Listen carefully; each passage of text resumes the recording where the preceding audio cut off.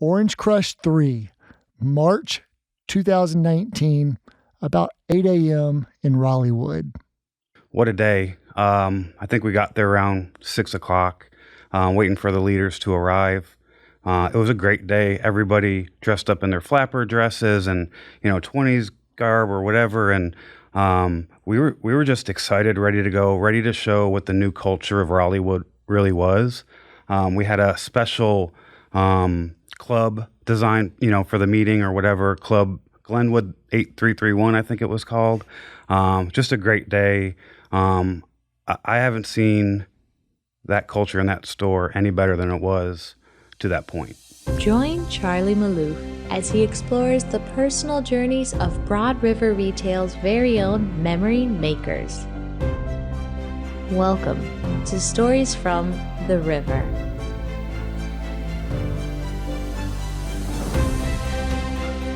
Okay, Rick, here it is.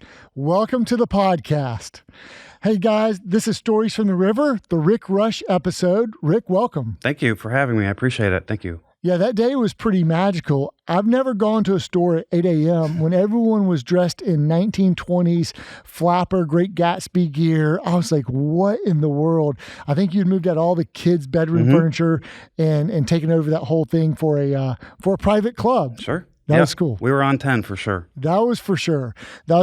Hey, I know you're an avid listener and watcher of our videos and our podcasts, and so we appreciate that. And it's so great to have you on here for Stories for the River. Get to tell your story. Appreciate it. Glad to be here. I've watched just about all of them, so I'm ready. Let's go. Okay, let's go. Here we go. So you've been in the industry for a pretty long time, Rick, and I think you recently just celebrated your 10-year anniversary with the River and earlier this year. And before we get going, though, what can you tell us about your background, your career prior to coming to the River? So I got started part-time in a waterbed store when I was in college in Las Vegas. After I got done with school, I moved to Florida. That's where my mom had lived at the time. Then I got a great opportunity to work at Kane's Furniture with Ron McNichol in Altamont Springs, Florida, which was amazing. Was there for a couple years, was a high writer, and then dipped my toe in management, worked at Rooms to Go for 5 years, Rhodes for a little bit before they closed, and then Lazy Boy, and then here I am. Okay, waterbed store in Vegas, Kane's, Rooms to Go, Rhodes Furniture, and then Lazy Boy, and then you were in Lazy Boy in Florida and in Charlotte. And how did you make the move to Charlotte from Florida? Well, it was a decision I had to make. It was either I didn't want to be in Florida anymore, so it was either Houston, Texas, or Charlotte, North Carolina. And Charlotte, North Carolina to Buffalonians is considered South Buffalo, so it was a no-brainer. We do have a lot of Buffalo fans. And you're a Buffalo Bills fan? Of course, yes. Originally from Buffalo? Hey, by the way, I think you guys have an amazing team this year. Josh Allen, man, he's impressive. It's not joshing around. No, he's not. Okay, but you had an interesting hiccup within. I think you had been with us for about 3 months, and about 3 months after you started, there's something we had not experienced before. What happened? So my previous employer, I had signed a non-compete clause. Did you know about it? No, they're pretty good at hiding it in new hire paperwork. So I didn't really realize it until I was thinking about leaving. So I was 3 months into my career here at Broad River. Was a GM in university, and I look to my right and I see Forrest walk in. And as an employee, you don't ever want to see the head of HR walk in your building and you not know why. So it was a little hard. And so what happened? So you there's this non-compete. You were, and it's not like you were another manager. You were a sales associate at Lazy Boy, yet you had this non-compete, and they wrote a letter saying you couldn't work for another home furnishings retailer. In Mecklenburg County. Okay. Where they do business. And so then what'd you have to do and for how long? So I'm very grateful to the River because it could have been very easily for someone that's new to the company to just be like, oh, sorry, you can't work here. But the heart of this company to say, hey, you know what we're going to do? For 90 days, we're just going to send you around to all the other stores and run some tent sales for us. So I got a great opportunity to meet a lot of good people, work in different stores. I know I was in Greenville and Anderson and Fayetteville and it was a great opportunity to just see the business in a different light. So we had Kevin Kidman on the podcast, and he talked about the 5 weeks in a row that he did the 10 sales one summer. You did it for 90 days at roving around doing 10 Every sales? weekend. Yep, for sure. Unbelievable. Okay, so then we got through that period of time, and you began to grow with us pretty quickly. Can you take us through your career progression with us thus far? Sure. I started as what we would call now an HFA in our Gastonia home store. Worked there for about 2 months and then got promoted to sales manager in our Pineville location. Worked there for about 3 months, was a top writer in the company, and got promoted to run our outlet in Matthews.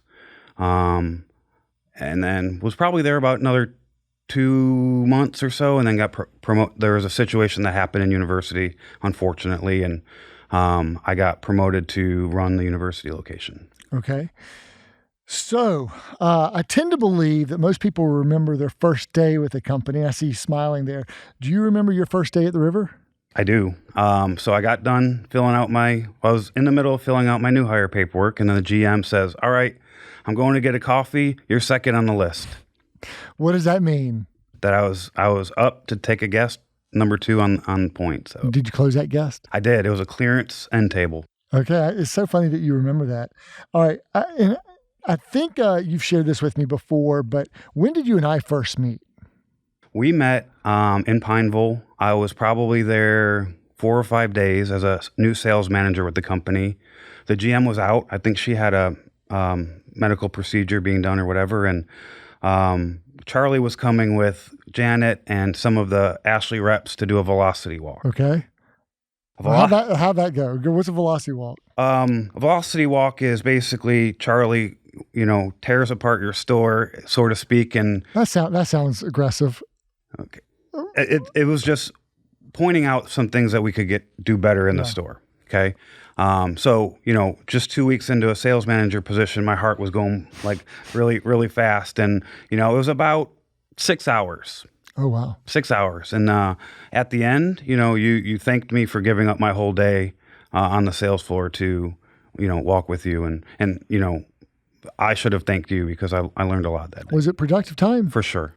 And I was just picking at you saying that we tore it apart. We were looking for a lot of opportunities. For sure. But yeah, it was retail is detail. So we had to kind of look under every rock. And recently, I think I walked the store with you in Raleigh. I didn't have to pick anything out. You already knew it. You were showing me things. It was a great learning day for sure. Mm-hmm. So after leading you as general manager for a few years and having enjoyed a lot of success, you put your name in the hat to make a big move to the East region and take on the duties as the Raleigh general manager. What led you to wanting to make that move at that time? I had grown university. Me and Michael had grown university to one of the best stores in the company, and I wanted a new challenge. I felt like if I could do that at that store, why not scale it up a little bit and go to a store that, Kevin Kinman's getting promoted, and Kevin and I had worked together for a long time on RPC and all that stuff. So I thought it was just a natural progression for my career. And you're ready to move to a whole new city. Yeah. Okay. And then after nearly 6 years at the helm in Raleighwood, which is a really great tenure, you answered the call again more recently when you put your name in the hat to move southeast to the coast, and or as I've heard you refer to it many times, the beach. Mm-hmm. And we had recently completed an acquisition of 2 stores in Wilmington, North Carolina, and we had an unexpected GM opening early on in the process, and you stepped up. And so now you're the senior general manager of the coastal division, overseeing 1 store in Ogden, and with oversight over the original Wilmington store in Myrtle Grove. So maybe it wasn't such a difficult decision to want to move to the beach, but walk us through your decision filter and reasoning for wanting to take on this new challenge. So 6 years is a long time in one location. My mom passed in September of 2021, and I did a lot of self-reflection. I just wanted a new challenge. I wanted to be able to help and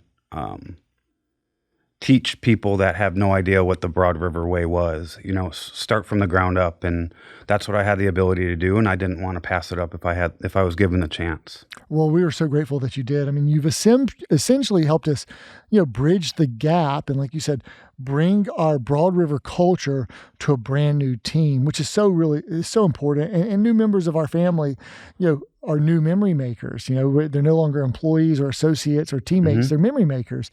And so what have been some of the challenges or learnings or unexpected joys you've had with this new task? It is much tougher to take over as an acquisition than it is to walk into a new store, right? So we're dealing with memory makers that have no idea about any type of process. They have no idea what Broad River is. They have no idea what Storrs is. It was grassroots. Let's dig in, and some great stuff came throughout the way. But it's definitely been a struggle, but worth it for sure. Okay, awesome. All right, the Bill Walsh of the river, the coaching tree. This is a nickname that you've earned and developed. So back when you were at the U, you gained this nickname as the Bill Walsh of Broad River. Bill Walsh was a head coach for the San Francisco 49ers. He invented the West Coast offense, and several future head coaches developed under his tutelage, leadership, and mentorship. What does it mean for you to be considered as a developer of emerging new leaders in the company? Well, one of the first things I learned from you, Charlie, is that, we're only going to grow as far as our people take us. Mm-hmm. So it meant a lot for me to train my replacement. So that's just what we do, right? So it means a lot to me to see somebody grow into a position or make more money than they've ever earned in their life. Yeah, it's awesome. And who are some of the newer leaders from the U who you really helped and took pride in mentoring, coaching, and developing? Definitely Michael Childers, Chris Barrier, Dwayne Baker. We've had all three of them on the podcast too. Yep. Caleb Shore, Weston Snow, Randy Shepard, just to name a few. Yeah, that's great. And which is why we had to have you here. Do you have a favorite success story from this group or from those who you've had the chance to lead and develop? Michael, for sure. Mm-hmm. When I met Michael, he was 19. And I just remember Michael one morning on a Saturday, he grabbed his wallet out of his pants and started making phone calls and paying bills. So Michael was living paycheck to paycheck. And it was that moment where I just felt like I needed to pour into him so that he could live the life that he really wants to live. Yeah. I remember, and I think I shared this on his podcast episode. I remember one thing you told me early on. You said he's going to run the company one day. And he really ascended and did real well with us. And so then during your nearly 6 years at the helm in Raleigh, who were some of the people who you helped develop, mentor, and coach? Autumn Zimmer, Kevin Carlson, Sam Van Giesen, Leah Hayes, Lindsey Walton, Ben Gamble. Great names, Hall of Famers, many Hall of Famers there. Leah was the $2 million lady, and Lindsey, both home furnishings experts. And we got to get Ben on the pod. For sure. Yeah, we need to tell his story here.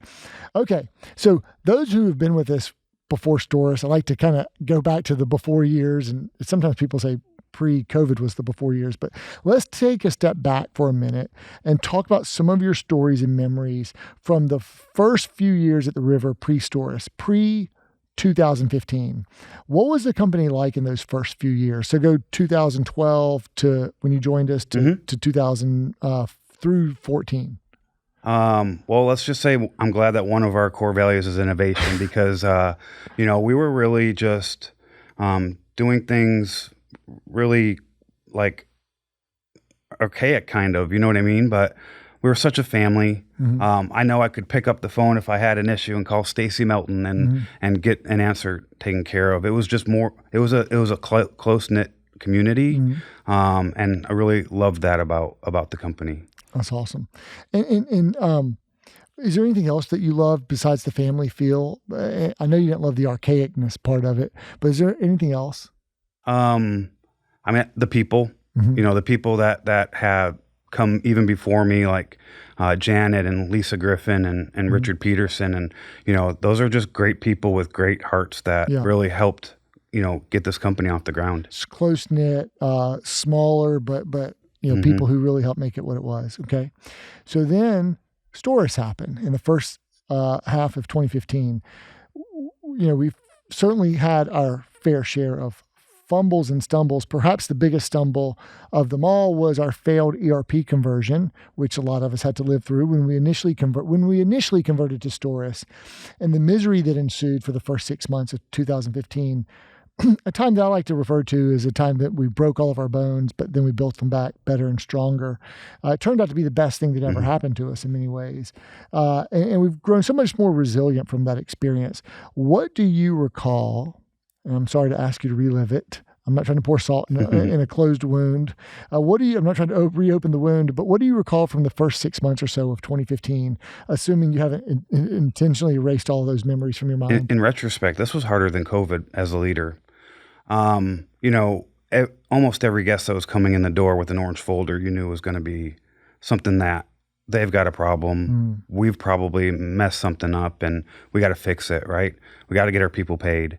We got to take care of our guests. So that was the hardest thing, is that you're balancing a guest experience and commission, and you have to be in it every day. I developed my superpower during the Storis conversion, which was saving deals, because we had to get creative and we had to empathize with our guests, that knowing that we probably dropped the ball on their issue. That's so interesting. Two things you said there. One, that was more challenging than COVID. And I believe that, by the way, in many respects. In many respects, the health part notwithstanding. Sure. And two, that's how you developed your superpower, which is still your superpower today, saving deals. And so I think there's some leadership wisdom that can come from that. Like, sometimes we don't like adversity. We don't like trials and tribulations, but they might be happening to us for a reason that's going to help us further later on in life. And so you would not have developed that muscle, that superpower muscle, had you not gone through like some misery with saving deals. Okay. Were you ever concerned during that time that we would not get through it? Yes. You can tell that to me now. You can be honest with me now. Yeah, we were concerned. I think that the next RX meeting was, instrumental in us making it, I thought. And the next one being like around, is this when you felt the tide started turning? It was the 100. The bold reset, the launch of the... Okay, so I was going to ask you, when did you begin to sense the tide turning back in our favor? Was that it? Or sometime we after knew that? We needed to win that. Yeah. As GMs, like during that, we knew we needed to win the bold reset to maybe save our company. Yeah. So we fought like heck to make sure that we were gonna win that. That was our first 100-day challenge. Yeah. So, well, let's talk about it. So the 100-day challenge, the bold reset, it was third quarter 2015. And then we had and so backs were to the wall, and we all knew it. And you guys probably financially could sense it, but it was pretty bad. So we got through it though. And then we had the 30-day encore, because 100 days didn't quite take us all the way to Fort Mill. We were building our new distribution center. So 100 days kind of got us through the first 100 days. And we got some momentum. I think momentum's so important in business. Sure. But then we still had 30 more days to go, which was October of 2015. And so we called it the Bold Sprint to Fort Mill. And then I'm not sure if you'll remember any of these other ones. Do you remember the 75-day challenge in the first quarter of 2016, which we called the Race to Win? It's probably a blur at this point. Yeah, that's a blur. What about the 95-day challenge in August 2016 called Broad River Go? Not too much, actually. That's the one with the little squishy animals. With the BHAG. Yeah, that's right. Okay, well, I'm sure you remember the Orange Crush tours. For sure. You talked about OC3 and the Great Gatsby theme. So we did those in 2017, 2018, 2019. And so let's take them one at a time. What do you recall about the original Orange Crush Roadshow in 2017? And how'd you do? 2017, that Orange Crush was tough. Right? Retail leaders coming in, picking apart your business plan. High anxiety. High anxiety. And then right before you guys were on your way and my clicker battery didn't work for my PowerPoint presentation. It was stressful for sure. As far as how I did, I think I did pretty good. Okay. Yeah. And then the next one in 2018, tell us about OC2. OC2 was awesome. Okay. When you guys pulled up, we had a coffee truck out front in Raleighwood and it started to snow. I remember that. It was like March and we started to snow. Yeah. And then we had the Walk of Fame stars on the on the floor with all your names on it. That was cool. Yeah. We had Jamie did a Fortnite Purposeful Places, I believe. Yeah. Which was awesome because the people that started Fortnite are from Raleigh. So I thought it was awesome. That coffee truck in the snow that day, and when we were staying in the hotel and driving up and down Glenwood, that's around the time when we decided we could do an outlet in Raleigh on Glenwood Avenue. It was right around. Wow. So that was what I remember about that. I was like, hey, we could do an outlet here, and we were lucky to find a spot. Okay. And then OC3, besides the Great Gatsby theme, is there anything else that you remember about that one? Just, that was the moment that I knew that we had something special building in Raleigh, culminating, which is something I'm very proud of, being one of the best places to work in 2021. Yeah. Because it was a struggle to get where we got to that elite culture. Yeah. So we had 5 stores out of 20 across the nation in the furniture industry listed as the best places to work. And Raleigh was one of them. Mm-hmm. That's fantastic. Yep. And what's the story behind Raleighwood? You came up with not Hollywood, but Raleighwood for the nickname. Yeah, we're superstars. We're stars. We want to. I love it. We want to, show everybody. Hey, why are events like these so memorable and meaningful to the organization? They create relationships. I just think that, vision casting and vision from the top down is important. And, being able to team build in events like that. And, OC3, where that's the first one where everybody helped me with the setup and the ideas and, everything. So it was really it brought us together. That's really cool. Does it ever feel like a competition on those OC tours against the other stores? Uh-huh. Are you always asking, like, what are you guys going to do? The people are pretty tight-lipped with what they're doing. Didn't know about a mechanical bull or, you know what I mean? So that's good stuff. Okay. Well, I know once you guys did yours, it was quite impressive. Everyone else was like, oh my gosh. Okay. So we've had several other in-person events I'd like to talk about and coming up with reasons to celebrate, many of which were pre-COVID, but now we're starting to do some again post-COVID. So what is an RX meeting? You mentioned it. What is an RX meeting and why is it important? It's a retail excellence meeting. Basically, it's to get everybody on the same page. Mm-hmm. Coach says, when you have high variation, you get low results, and low variation gets high results. Mm-hmm. And I think that's one of the reasons RX is important. Everybody kind of knows the vision. Yeah, everyone's taking the same prescription, the same RX. Yeah, I love it. The same script.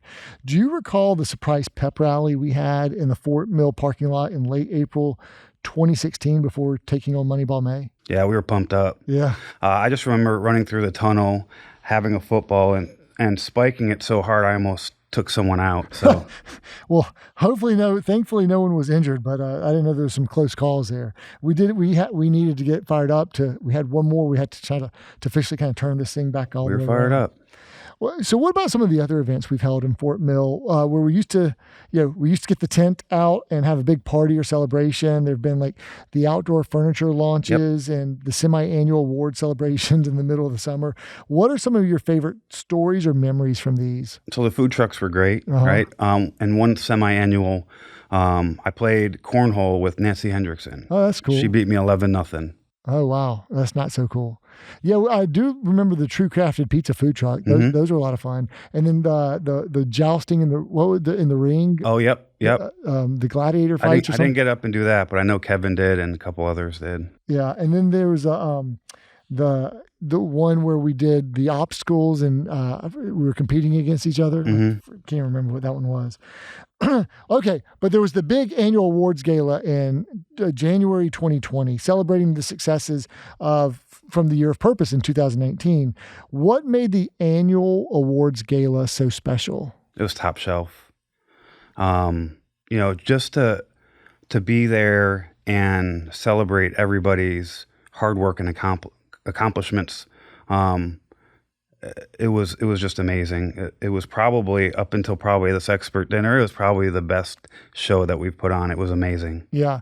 And it was like a big exhale because we really did have a great 2019 and it was top shelf. It was a great scene and environment and the food was really great and everyone was dressed to the nines. Yep. And it was fantastic. Okay. How important have annual themes been in contributing to our culture as well as rallying everyone around a common cause? And I hate to keep saying vision, but when you work for an organization that can really lead by showing what is important and what we're going to focus on, it's important that when we're this size that everybody's on the same page. So, Hey, have you had a favorite annual theme? I love Thrive. Yeah, it's a good one. Purpose begins with identity. All right, so I mentioned the U earlier before we even had store nicknames. It was the university was always the U, and when you were the GM of our Raleigh store, it became known as Raleighwood. That's where all the stars are, and now you have the Ogden stores known as the Ogden Alliance. How important is it for a retail store to have its own unique identity, and how have you leaned into this to build culture within your teams? I talk to my folks about what their identity means. It's like their last name. Like, you need to be proud of where you are, and it's a culture building mentality. So whoever you are, like if you see Raleighwood or Ogden or the U on a leaderboard, like that just gives you like the respect and the word. Well, I think pride Pride for sure. Yes. As opposed to like store 321, you're the Alliance. It's a little bit more memorable and meaningful. Yeah. To soak your pride into it. So you've been through a few situations where we launched a new distribution center, and those can be challenging at times. But in late 2015, we moved to Fort Mill and it serviced the U while you were there. And Fort Mill serviced our Raleighwood location until we opened The Rock in March of 2020. And while you've been in Wilmington, we completed, the Coastal Connection project, which consolidated their distribution out of Four Oaks. So how have each of these experiences been from the retail perspective? So Fort Mill, we feel like we've arrived, right? Like this is a world-class distribution center they could be proud of. When Four Oaks opened, it was a relief because in Raleigh, we were delivering from, like you said, from Fort Mill, which put a strain on sure the ecosystem as well as, our guests. But, and we also felt like we earned Four Oaks. Like we worked hard in the East to earn that. And I think we did it a few years earlier than initially. Yeah, for sure. And, so there was a special day. We had a groundbreaking ceremony, and I don't think I've asked anyone else this yet on the podcast, but do you recall the groundbreaking ceremony? I think it was in May 2019. It was a really hot day for the new campus in Four Oaks. Other than it being a very hot day, what do you recall about that milestone day and why it was so special? Being surrounded with people that have helped earn that day. Leaders in the East, Kevin Kinman, it was just a very special moment to share with them because we know that's there because we did it and we got a free shovel. And the mayor had his barbecue out there. The barbecue, yep. In the hot, yep. That was good. Did you get one of the shovels? Yes, I did. Yeah. There was some shovels, some ceremonial shovels were taken. So, this feeling of earning it, how much pride, and we talked about pride earlier, did all of our East region retail leaders take in seeing this vision, with Four Oaks come to fruition? We had vision cast this back, I think, in August 2016, like one day, but we had said it, and then that one day came like 3 or 4 years later, which was several years earlier than we had initially vision casted. How much pride did you guys take in that? Oh, it was like winning the Super Bowl. Really? Yeah, it was something that, you can equate it to winning the Super Bowl, where you go through preseason and training camp and, the game's on, and, you fought hard for 16, 17 weeks, whatever it is. And, at the end of the day, you get this huge trophy that, is earned. It's not given, right? That's absolutely correct. So I think one of the things that is not talked about that much, but is worth mentioning, is how Raleigh Wood was able to sustain its success during your tenure, even while we were opening new stores throughout the market. Sometimes, not that far away. In many cases, we had projected cannibalization to occur, but then that wouldn't really manifest itself. What do you attribute to Raleigh Wood's ability to sustain success and its level of sales during a flurry of other Ashley store openings, including our Ashley outlet store just a couple of miles down the street? Look, we couldn't control what was happening beyond our control, but what we could control is the guests that were coming in the door. Mm-hmm. So we made sure that we were tight on our process, tight on our behaviors, tight on training, and making sure that we're taking care of every guest that does come through that door and maximize it. That's awesome. Okay, we talked about this family feeling. You've been to a lot of events where we've broken bread together as a leadership team. And how meaningful have these times meant for you and for our people when we have gathered to connect and break bread together? You get to really get to know people in those moments, and this is family. Like it's important to spend time with people, get to know people that may work on the other side of the company, so you don't get that time a lot, but when you do, you need to make sure that you make the most of it. Do you have a favorite story or memory from one of these events? Yes. Thanksgiving dinner, 2019, where we in Fort Mill, we made it into a rectangle, and one of the best parts before we ate, everybody, shared what they're thankful for, and that was pre-gratitude, but it was really good to know what people's why were and what they're thankful for. There was something special that evening, and we have themes for days of the week. We do have a Thankful Thursday, and we have standardized gratitude in a really powerful way. But that was a perfect time to kind of talk about the gratitude we had for the year, for each other, and it was. I think everyone who went to that said it was special. Another special event we had. Did you attend Ashley Domination in Tampa in 2017? Tony Robbins sure did. Yes, we took like 40 memory makers and emerging leaders down to Tampa for the Tony Robbins Ashley event, which they called Ashley Domination. And we were the biggest like no one else had probably even 20 or 10 people. There were hundreds of people from all over the country, both from the manufacturing side and distribution, from Ashley Furniture, and then from other licensees who were invited, but no one had 40. So we had never done anything like that, at that scale before, but with so many of our leaders, I was just trying to make sure we got everyone flown down there safely and returned back safely, and just so we were able to do that. What do you recall from that experience? I recall that everybody in that arena knew where Broad River was. That's right. We were loud. We were into it. We were participating. We were awesome. We were great. 40 leaders out of the company, and the company is still running, right? We had a lot of people step up back home that ran the stores, and for a company to pour into its people to make them better first and foremost, and then which would make the company better, is amazing. And you just don't see that too much. It was something we had to do and felt like we needed to do. Okay, leadership summits. You've attended several of our leadership summits. Do you recall when we brought in Joey Ryman and Inky Johnson for our annual leadership summit in Fort Mill in late August 2018? And we also unveiled our organizational purpose statement, Furnishing Life's Best Memories. And so what do you remember about this particular leadership summit? A couple things. Inky Johnson, amazing. One of the things he said that really stood out to me was when something's not going right or something, he says, revert to your training, right? So I use that a lot. So people don't rise to the occasion, they revert back to their training, something like that. Yeah, something like that.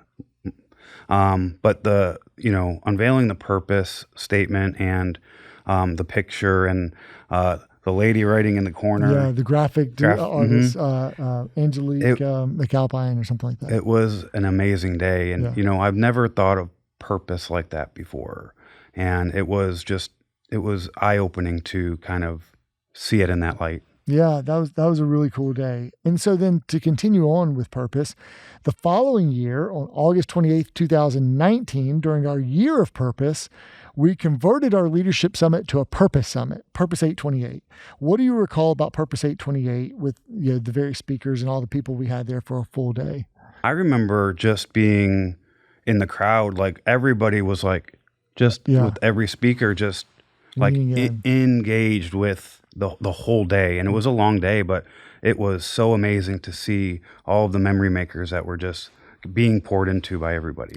It's cool to go through something together, like where we're all, whether it's Tony Robbins or Purpose 828 or leadership summits, where we're breaking bread together, like I think there's something powerful to make sure we all experience the same thing at the same time. And it's very connecting, I think, in a way. How important do you think all of these recognition, celebration, and leadership events are to building our culture and growing our leaders? I think it's huge. People respond well to praise and when they're being called out for doing something that they're doing well. People just like to hear about themselves. So that gives people confidence to do even more. Okay. So going back to purpose, do you feel that we were always a purpose-driven organization? Or do you feel like we have really become one or grown into one since launching our purpose statement, Furnishing Life's Best Memories? I think we've always been one, but I don't think it was called purpose, right? I think that the muscle was there, but I don't think that it was called what it's called. Okay. So there's a muscle and we've grown it. We've built it. Flexed it. Yeah, got it. So when you think of that purpose statement and our organizational purpose, how do you internalize that to the job that you do each day? So Furnishing Life's Best Memories is, to me in my day to day, I have to make sure that I'm there for our HFCs, our REMs, to make sure that they're fulfilling their purpose. So it's it's a connection piece between me and our memory makers that is important. Got it. Helps you understand the significance of your job because you're tying it back to a human being. Yeah, who you have the privilege of leading. Okay, so in the topic of community outreach, we partner with St. Jude Children's Research Hospital, and we have a program called A Hope to Dream, and those are two of our company's keystone community outreach programs. How important are our community outreach programs to you and why? It's huge. Working for a company that's important to, really, it's really good for my heart. Obviously we don't have to say why St. Jude is important, but our Sunday private events that we donate and, the hundreds of thousands of dollars that we donate to help kids, is really, really important. I mean, I still go to Green Chair Project in Raleigh from Wilmington because I just think it's important to give back to the community. That's awesome. Yeah, that's our local partner with the Hope to Dream program in Raleigh, and they're a great organization. We'll put them in the show notes, the Green Chair Project. So you've worked for some amazing leaders. Tell us about the impact of some of those leaders who you've had. So Kevin Kinman, The Rock, he's just been, it's so great over 10 years to see his growth and the way he interacts with his team and the support that he gives his team. And he's really showed me how to kind of lead, GMs and retail in general. And then Coach saved me. Really? I was in Raleigh in 2020, and he did 4 on the floor, right? Or he went to each retail location. Q4 on the floor. Q4 on the floor. And we had a conversation, and I was probably stagnant at that point. Like Raleigh was doing good, and he came in and inspired me to kind of get back to where I was, and yeah, he saved me. I remember him debriefing with me after that conversation, and I'm so glad. I mean, he cared about you enough to share that with you about who you are and to grow back to that. But you had to respond to it, and you've done a great job again to rebuild and sustain that success. Okay, so we were talking about speaking of 2020 and COVID, and I want to switch gears again and spend some time asking you about your experience, leading retail during the pandemic. I mean, we celebrated a grand opening on Tuesday, March 12th at our new Raleigh outlet, and we all had dinner together as a team at, I think it was Uncle Julio's, Tex-Mex, right? And then abruptly, our world changed as we entered 24/7, 365 crisis management the very next morning on Friday the 13th, March 2020. What was it like for you and our retail memory makers in the East during the early days of the pandemic? It was confusing. Didn't know what to do. I've been in this business a long time, and I can usually fix anything, couldn't fix it. It was scary. I was scared for our memory makers. We just didn't know what was going on. Yeah. We didn't know how to react. Yeah. There was no playbook for that, no template. I think that's a very real answer. So what was the toughest part of leading retail during the pandemic? Talking to people about furloughs. You can't make that decision for people. All you can do is be there for them with questions and be there for whatever they need. We had no idea what was going on. So the biggest thing that we did, and I can talk for Raleigh, is that we banded together. So we're going to figure this out. We're going to do what's best for each other individually and as a team. So okay. Well, speaking about furloughs, I believe you took a very brief furlough at the beginning of COVID. I remember some of the text messages, and there's fear and confusion in those, and we had to give everyone the autonomy of what they wanted. Some people wanted to continue working, some didn't want to work. We had to kind of have an answer for both sides without judgment. What led to your decision to furlough? How long were you out, and what led to you returning so quickly? I did take a furlough. It was 5 days. Just 5 days? 5 days, and then I couldn't do it anymore. It went from being scared to like, we need to get back on the rails, right? Like, we've got a company to run. So luckily, Stacy, after I texted him, asking him, is there any way I could come back? And he was like, yes. So, it was just a quick furlough. I kind of just had to regain my bearings a little bit and figure things out. And after I realized that we can do this, just scratching and clawing to get back in. Got it. So how did this season with its challenges compare to other challenging seasons that you've been through at the river? You mentioned that, the store's fumbles and stumbles were more challenging than COVID. Where would you stack rank the challenges that COVID presented? Number 2, again, as you said earlier, take the health out of it, health part out of it, because that's a real scare. But with stores, it was more of a self-inflicted wound where COVID, people understood that supply chain and all that other stuff as far as business was happening, and they were a little bit more understanding as long as we set it up the right way. Yeah, people don't really understand a self-inflicted wound. Sorry, I don't know why I've got all these broken promises, but I just want my furniture. During the global supply chain, they could tend to be more. They weren't just hearing it from us. So, what have you achieved over the last 2+ years that you're really proud of, or that you'll look back on fondly?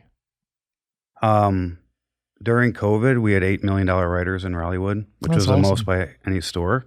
So I'm really proud of that team and the accomplishments that they had made. And I believe all of them had told me that that's the most money they've made in a year. So in 2021. That's fantastic. Yep. So that was a good tip of the cap. Yeah, to have your best year during a global pandemic and to have that type of success is just phenomenal. Okay. You've had the opportunity to lead, mentor, guide, and direct fellow memory makers to see them grow, prosper, and thrive. Can you share some of your favorite personal growth and development stories? Sure. I can share 2. One is Michael. I just remember when I got to university, Michael was a sales manager there, and we all seen the potential in Michael and all that. And, he would follow me around all day, every day, like just trying to get better. Like, what can I do here? What can I do here? He was just, that's how Michael was. And, one day Michael called me and he's like, what do I do here? I said, Michael, you're a sales manager. When you're in the building and I'm not, it's your building. And just a light went off for him. And it was just awesome to see from that point forward the growth that Michael had. And then John Hedges. John Hedges is amazing. But the thing about John is that he's always wanting to learn, and he knew what he wanted to do, and he worked hard every day to achieve the position he's now in that he's earned. Yeah, general manager of Southern Pines Express, right? Yeah, he's doing a great job, and that's awesome. I love those two examples. Are those the two people who you're most proud of impacting and developing? Yes. Okay. So our word of the year, as you know, is thrive. You talked about that earlier. What does it mean for you to thrive? I'm thriving. It means that, I'm making an impact to people that I just met, right? 6 months. Dane Thompson, who's going to be a new HFE come next semester. Wait. Tell our audience what HFE is. Home furnishing expert. We're good with acronyms. Okay, so he's first time he'll ever be an expert. Got it. Yep. And, it's that to me is thriving. It could mean different things to different people, but when you're growing people and helping them make their life better, that's me thriving. So that's what it means to me. Other than Dane and John, he mentioned earlier, who else is thriving today because of you and your leadership? Mercedes. She's been awesome at the beach. Coda Bennett. He's another HFE. So those are just a couple that I work with usually on a daily basis that, I feel I've impacted. That's awesome. What advice would you offer to someone else to help him or her thrive this year? Follow the process. I've been at Broad River almost 11 years. It'll be 11 years in January. And, we've figured things out throughout the way, right? Don't make the same mistakes we did 10 years ago. Do it the way that we've perfected, and you'll thrive. Yeah. No, don't try not to pay tuition twice. Okay. So other than what you've already shared with us, what have been some of your best memories here at the river? One of my best memories is a gala 2019. Seeing Michael Childers win GM of the year. It was a long road for Michael to. I know that was on his. He wanted that. That was on his bucket list. Yes, right? Yeah. Sure. And to see the joy in him when he won was awesome. That's awesome. Since you've been a memory maker here at the river, what is something that you've learned about yourself or about what you've been able to accomplish that has surprised even you? I'm a good teacher. Okay. You didn't know that about yourself before? No. I spent a lot of my career as a HFC, right? Just worrying about myself and my own commission. And, I didn't know if I could lead people or teach people to do something that I love to do. So that kind of surprised me. I think that's good. You've had a front row seat to nearly 11 years of Broad River Retail. Since you've joined us, how has the company grown, adapted, and changed? Exponentially. Like, I remember, I think when I started, we had 6 stores, 7 stores. Is that what it was? I think so. Just the way we do business, we're clean as far as, our processes. And, a lot of that has to do with Will Luke and our operations and stuff like that helps us on the back end. But we're a lot more focused and a lot more clean with business now. Before, we were kind of just, it was like a shootout. Like, Wild West. It kind of was. I mean, but, getting, operationally excellent was, something that was important. I like that answer. What has remained constant over the last 10 years or nearly 11 years? The will to win. The grit, right? Yeah. So let's fast forward and talk about legacy. When you think about your legacy and how you'd like others to think of you, what 3 words come to mind that you'd like to be said about you? Has integrity, a good teacher, and then just caring. Integrity, teacher, and caring. Got it. I know that it always takes a village to achieve phenomenal success. Who are some of the unsung heroes and colleagues of your world? And tell us what they do that help you. All right. Well, Mercedes and Erica Ogden in Ogden. The REMs there are amazing. Okay. And John Castaro and Coda Bennett. With my position as a senior GM, there's times that I'm in Fort Mill or Four Oaks or, teaching new HFCs or Myrtle Grove. And, I don't spend as much time as a regular GM in a box, and I couldn't do it without them. They're amazing. Or in Charlotte filming a podcast. Or in Charlotte. Yeah. Okay. So what's the best advice you've ever received? Care about what the people you care about. Okay. Yeah. I don't know that I could restate that. Yeah. Care about what the people you care about. Care about. Okay. That's John Acuff. I got it. What advice would you give to a new hire starting on the sales floor today? Follow the process. And what do you believe are the critical qualities or characteristics that most contribute to success on the sales floor? You've got to be a hard worker. You can't teach that. It's either in you or it's not, right? And you got to have the grit.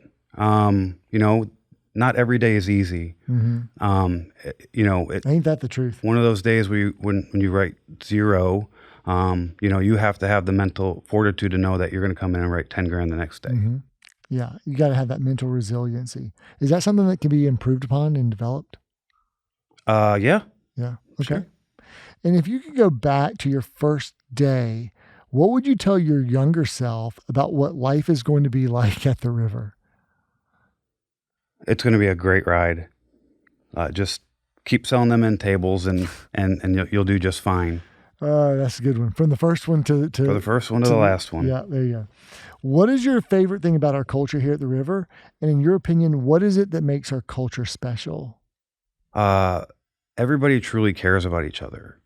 And that's special, right? So, a lot of there's some fake people in the world, and I think that here at the river that everybody is truly genuine when they say things to you like like I care about you, right? Yeah, you know that it's really, and it starts at the top. So it's awesome to know that everybody here is really genuine. That's awesome.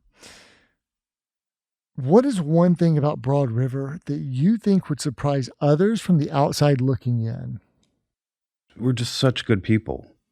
It's not an act. Do you think that they would think that we're cutthroat or fake? Yeah. Okay, got it.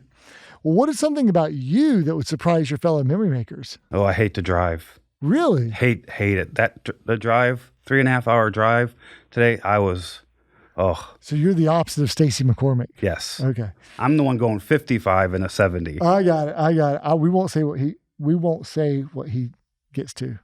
Okay. If you could change one thing about the company today with the wave of a magic wand, what would it be? Retail schedule. We've had a lot of high selling HFCs that kind of burn themselves out. So more of a flexible schedule. I don't know if that's a 4-day work week and work longer on the 4 days or something. I think there's something to that. We got to figure out the flexibility that we now have for corporate folks or call center folks or other fellow memory makers who can work from home. We got to figure that flexibility, autonomy out for the operations memory makers and the retail memory makers. But by the way, we used to have 4-day work weeks many years ago, and I don't know if that's it, because people would still come in on the 5th day or 6th day because they'd want to just work. But we do. I think the caution against burning out is very real. We have to protect against that. So maybe the occasional weekends off would be helpful. Who knows? Okay, I think that's a good one. Let's say that, hey, congratulations, you've arrived. Now it's my time to retire, and I'm going to give you the keys to the company. You're the new president and CEO of Broad River Retail, and hey, guess what? Today's your first day in the new role. What would be your first order of business? Well, I would order a bronze statue of Charlie Maloof and put it in front of Fort Mill. We should cut and redo that question over again. All right. Well, I'm going to move away and off of that one, Rick. Okay. Thank you. That's very kind words. To someone who is not a memory maker and is thinking of coming to the river, what advice would you offer to that person? What are you waiting for? Someone's going to take your spot. Oh, that's a good one. Okay. Rick, this has been great. This has been fun. Hopefully you've enjoyed it. Time is flown by. But before I let you off the hot seat, I asked some of your coworkers about you. And so if you don't mind, I'd love to share. Sure. Okay. From Belinda Kelton. When I work with Rick, I see what his people see. A great mentor who is dedicated to the success of the memory makers at Broad River Retail. He loves living at the beach, and yet he rarely gets there. He is too busy caring for us. That's great. Lindsay Walton. Ric Rush has Broad River in his blood. Maybe your blood is blue then? Okay. One of the most memorable things I remember from my interview with Rick is how he loves being a part of changing people's lives and the opportunity Broad River gives. Seeing them make more money than they ever thought possible and grow into careers that they never dreamed of. His passion for growing and investing in his people is evident by the numerous leaders, million-dollar memory makers, experts he has hired and or coached to success during his 10 plus years. I'm where I am today because of Rick investing in me and pushing me to get comfortable being uncomfortable. I'm forever grateful for his leadership. So that was from Lindsay. And from Stacy McCormick, coach. Ric Rush has had a positive impact on the careers of so many here at the river. Rick connects and takes the time to teach the business to our memory makers, and it is hard to get around a gathering of Broad River's best and not hear that Ric Rush was part of their success at the river. Listen to the previous episodes, and Rick's name comes up time and time again. Rick continues to make a positive impact on our memory makers and business to this day. From Kevin Kidman. I have had the privilege to work with Rick here at Broad River for over 10 years. I can remember the first time meeting him was when he visited the Fayetteville showroom, and we hit it off right away. Rick is a leader through and through. When he joined the East region, I knew I had a partner that I could count on, that would lead his team, drive KPIs, and contribute his thoughts and knowledge on the business.